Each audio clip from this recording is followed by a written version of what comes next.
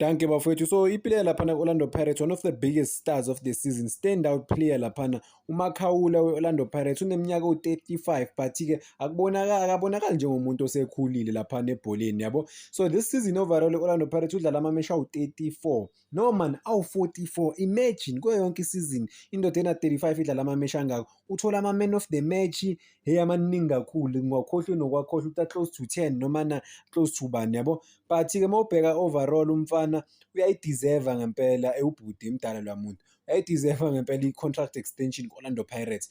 Contract yakhe yaphela, mhlawumbe amanye ama-team ambhekile ukuthi angam-offer 2-year contract. Orlando Pirates last season mayiphela i-contract yakhe lebenayo yam-offer i-renewal, so i-renewal yakhe yamnika unyaka, namanje sobona ukuthi bazokwazi ukumnika unyaka noma bamele i-coach entsha ukuthi bahlale nawo phansi, basho ukuthi okay player senangaka ucabanga ukuthi ningadlala kanjani, whatever.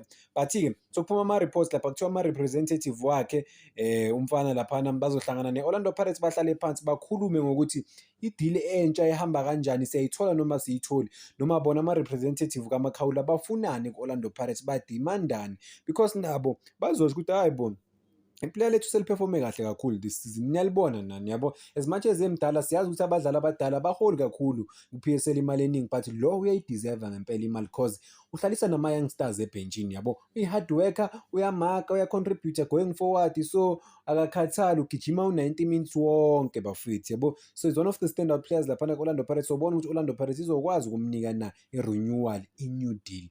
Danko bafowethu.